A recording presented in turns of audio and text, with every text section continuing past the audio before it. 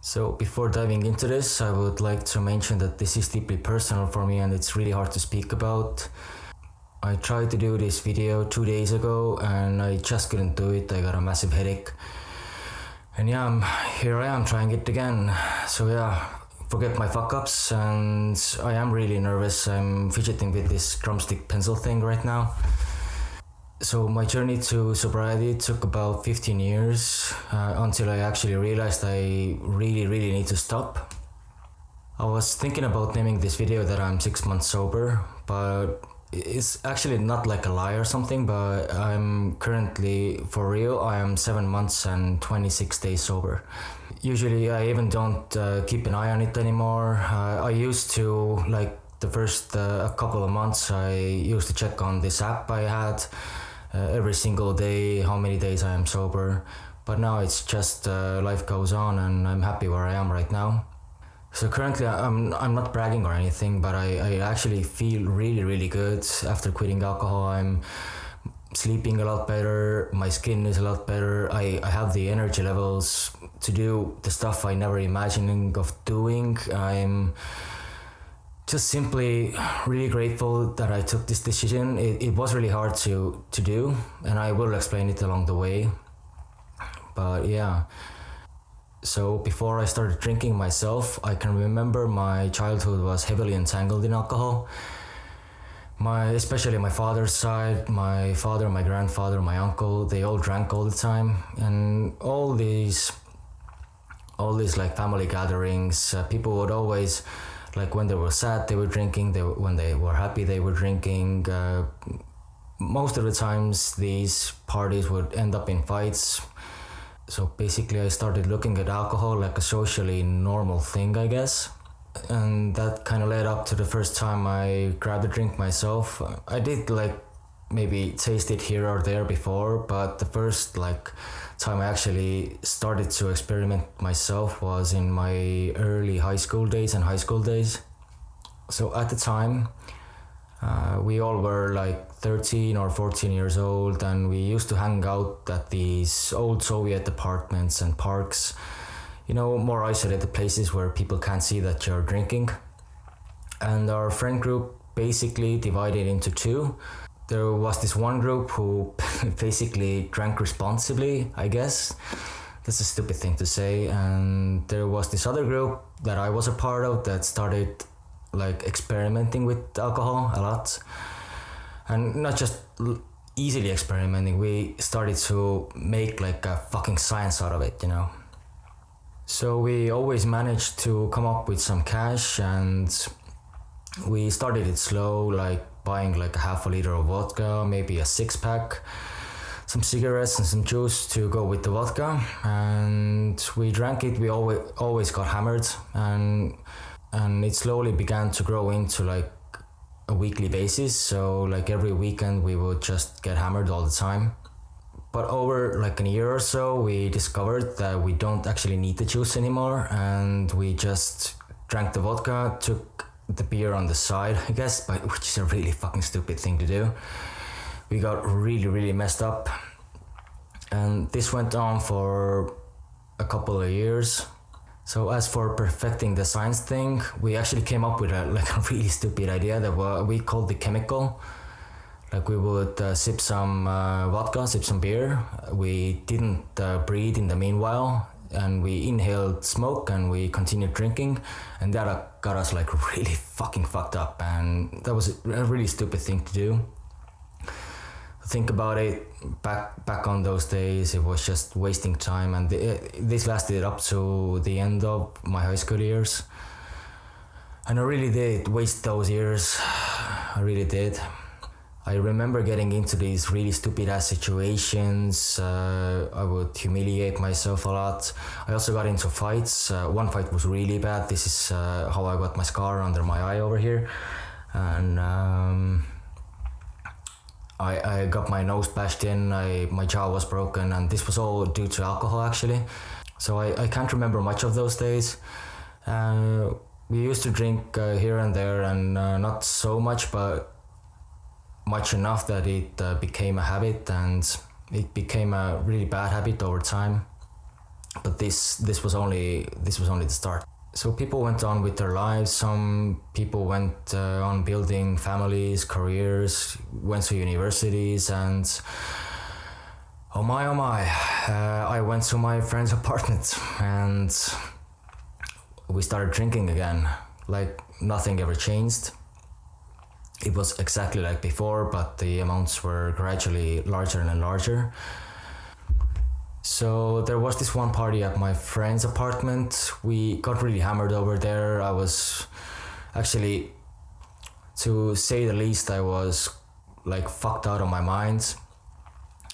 And to prove this, I actually like received an email like a week later after the party. I couldn't remember anything from the party, but the email was that congratulations, you have been accepted to the Estonian like army.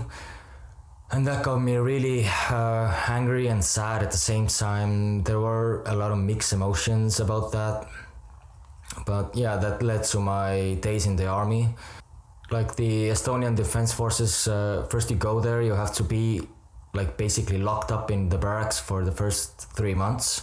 That was the time when I first like experienced the withdrawal symptoms.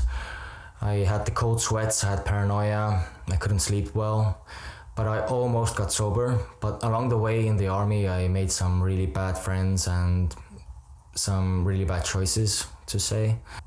So when we first got out of the army, I went to this friend that I made in the army. And there was this really weird thing, like at the doorway I saw that he was drinking and smoking weed with his mother. Like I was really confused. I couldn't understand why he's doing this.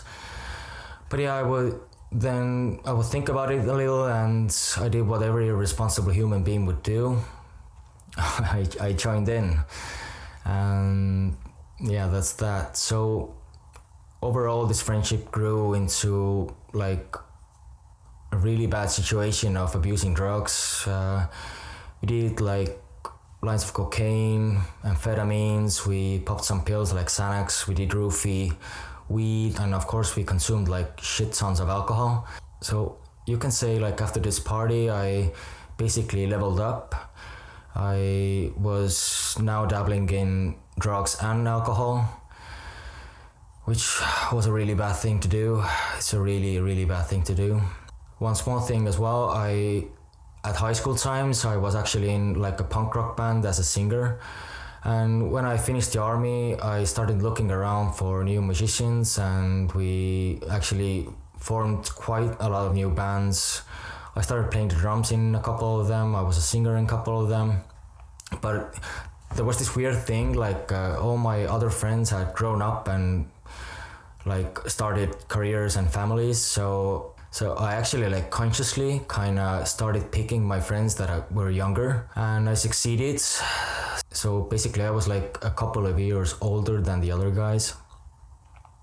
And we started drinking with them and doing drugs as well. So this band thing got infused with all other aspects of my life, and drinking and doing drugs was a normal thing. There were a lot of crazy ass shit parties I can't even speak about, that they're just so bad. But all in all, I was starting to become like a functional moron. Those were my early 20s that I started to drink like almost like on a daily basis. Usually we would get off work from like 5 or 6 p.m. and each day we would meet up at the park and just chug down a 6-pack of beer and then went home. And this went on for years actually. I noticed some people drank more and some friends did less. I always ended up in that friends group that abused alcohol to the limit that is like not normal. So yeah, this cycle went over and over again for years, and along the way I kind of started to forget who I actually am. And I did forget who I actually was at that point. And I remember slowly becoming this nasty person. I didn't like my personality anymore, and to be honest, I could see that my friends also didn't like it. So every time my friends went to parties, I usually didn't get a phone call anymore, and had to I had to force myself into parties, and I still would make like a huge mess. I always acted like a real asshole, and it wasn't normal. So basically I went through my 20s being like a semi-functional alcoholic. I had many apartments, many jobs, and I used to drink at my jobs. I used to drink after work all the time. It became like a daily thing for me. As I mentioned, like I forgot who I was. I was living like a double life or something. People like we would meet our friends on the weekends and drink with them, but they didn't know that I was actually drinking almost on a daily basis at that point. So when I got to my late 20s, I was drinking like for sure every fucking day. So at that point in my late 20s, alcohol was entwined in my whole fucking life. So I was on the bus, I was drinking, I was off the bus, I was drinking, I was at my job, I was drinking. Every fucking thing was entangled in alcohol. When I was sad, when I was happy. So yeah, it smothered away my feelings also for many, many years. So actually when I got sober, there was like a rush of emotions that I can't even explain. And that's a whole new topic. So also in my late 20s, I had a really good job. It paid really well. And I used to throw around money a lot, like on pointless things, on watches, on fancy technology, on events. Like I went to a bar, I bought people drinks all the time. And this happened basically only because I was really, really insecure about what I was myself. So we had like huge parties at my apartment all the time, but those were only like confined to the weekends, like Friday and Saturday. And on a Sunday I would usually feel like complete shit. But what my friends didn't know was actually I was heavily drinking each day. So I would get off work, I would buy like 10 beers and chug them down really fast. And so, but in the end, even those 10 beers didn't even, like they created a mild buzz maybe. I couldn't sleep at all anymore. It was really bad. It was really, really bad actually. I also had this habit of putting like 1 or 2 beers on my bedside table when I went to bed, so I could keep on drinking while I was sleeping. And yeah, that was fun. As I kept doing this gradually fucked up my mental health really bad. I had a bad temper before, but over time it grew like gradually bigger and bigger. And at the end, at a point where I actually departed ways with my company that I worked at, I had a really, really nasty ass temper, and I was a really nasty person to be around actually. So at that point, due to the high wage I had like a lot of money put aside. So I was thinking like, hey man, you can start a career over this drinking thing, you know? And I did. So I drank in the mornings, I drank in the nights, I would sleep at the most random times. I went to the store in the morning, I got a bottle of hard liquor, chug it down really fast. I would sleep on it maybe like 2 to 3 hours in the middle of the day, wake up, go to the store again, buy 15 beers, chug them down, and this went over and over and over again. And I could feel like my mental health was really going really, really, really badly going down. And this is when the paranoia really kicked in. Also this whole thing, like especially the last year, it took a really bad toll on my physical health. I used to work out as well, but I only did it to impress my friends. I actually didn't do it on a regular basis at all. I started to gain weight on a rapid speed. I remember going into the shower, which I didn't take regularly anymore, to be honest, and I didn't like what I saw in the mirror, this fat self. And took in the shower, I tried to like wash off the shame, and I couldn't. And I thought to myself like, you piece of shit, you did it to yourself. And yeah, I did. My friends were like distancing themselves from me, and that was actually happening for the last 3 or 4 years anyway. And I knew I had it coming. I really did have it coming. So yeah, this ended up to my last party.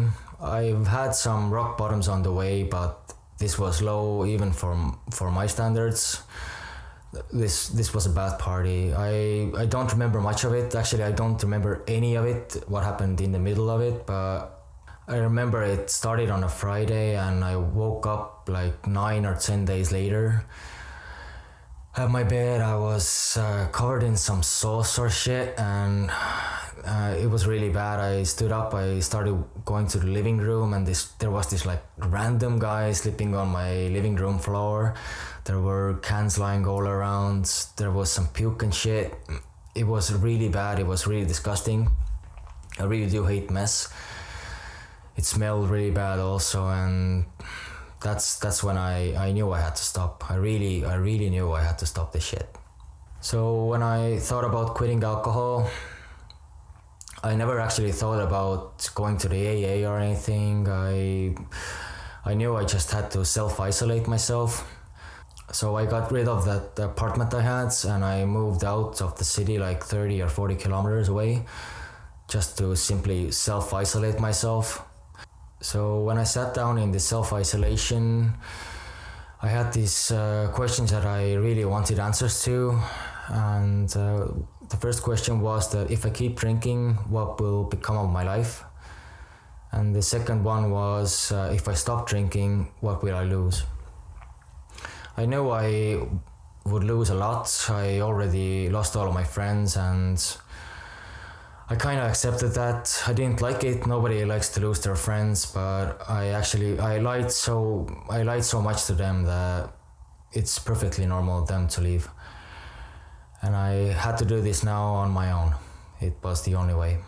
I really have to let you know that when you start quitting alcohol and you've been drinking for so long, like for 15 years, it is really, really massively hard, and many people should actually like seek medical help, because there have been like situations where people have actually died from the withdrawals. So in the start of this quitting, it was really massively hard. I remember I couldn't sleep at all. I had the cold sweats. I had intense paranoia. It was really difficult. It was like a scene from the Last Samurai movie where Tom Cruise is rolling around on the floor. So I had some people at my side actually, but they never had these problems with alcohol in the past before. So they really couldn't relate to my problems. They were just usually there, like advice for quitting alcohol was, yeah, hang in there, it's okay, you can do it. It's not that easy, man. It's really not that easy, and I can't explain it to them, but I was going through a really dark time. So after about a month of this, I actually saw some improvements. My attitude went calmer. I started to dabble in some new sports like tennis, like basketball. I went swimming again. This was actually a good time because it was the summertime. So I rode around with my bike a lot and it started to gradually get better. And what was really, really cool was that I couldn't believe the amount of shit I could get done. It was fucking insane, actually. It was, wow, man. So before at my workplace, I would do like the simple sauna project for like a week or something. And now that I was sober, I was doing home office and commission jobs. I could do it in a day, man. Like in a day, and I had time to spare afterwards. So that was really, really fucking amazing. So when I reached the 2-month mark, there's this thing they call the pink cloud effect. And this is when things seem really, really good. Like everything is fucking fabulous. Everything you do is really good. Your mood is really up all the time, but it ends really fast, man. It really does end fast. It's like the pink cloud effect. Like this pink cloud effect, it goes up like this, and then, and once again, you're in this fucking hole. Fuck me, man. It's just when you think like you're out of this fucking hole, you're back in it. But I don't want to keep it so dark all the time. It will get better, and after like 2 or 3 months, it got gradually better. Right now I feel really fantastic actually. Like my physical health, my mental health, my attitude, everything is way up. And yeah, I highly suggest, even if you don't want to quit alcohol for like this, like in this extreme way, I guess, you can always like try like a month of sobriety. It's really good on your health. I really do think it is. So nowadays when I go to the store, like buy a loaf of bread or some sweets or whatever, I see these people with shaky hands counting their last dimes, wanting to buy this bottle of vodka early in the morning, and I'm like, fuck man, I really wish I could help them, but I can't. You know, it's a personal decision. Each person has to make this decision on his own, and I'm not going to sugarcoat it. Quitting alcohol is really hard, and if you messed up big time like me, it's massively hard. It brings you to this deep like dark place that you don't want to be, and you have to, in fact, like full on fight with your demons and bad emotions, and you have to get them out there. But it will go better with time. I promise you this. I really do promise you this. So I hope this video isn't dragging on for too long. But these kind of videos on YouTube actually helped me a lot. When I was at my first month mark or second month mark, I would watch these videos on YouTube of people being 6 or 8 months sober, even a year sober, and they had these crazy stories. Actually, the craziest stories I've ever heard. These stories helped me go through this. It really did. And I genuinely think that this will help as well. Also on this channel I made another video, like the 7 steps that you could take to improve your life. This was heavily like influenced by this video. So yeah, if you want to, go watch that one as well. But yeah, on a lighter note, thanks for watching, and thank you for getting this off my chest. And I promise I will like continue with a lighter note in this YouTube channel. So yeah, I'll see you in the next one.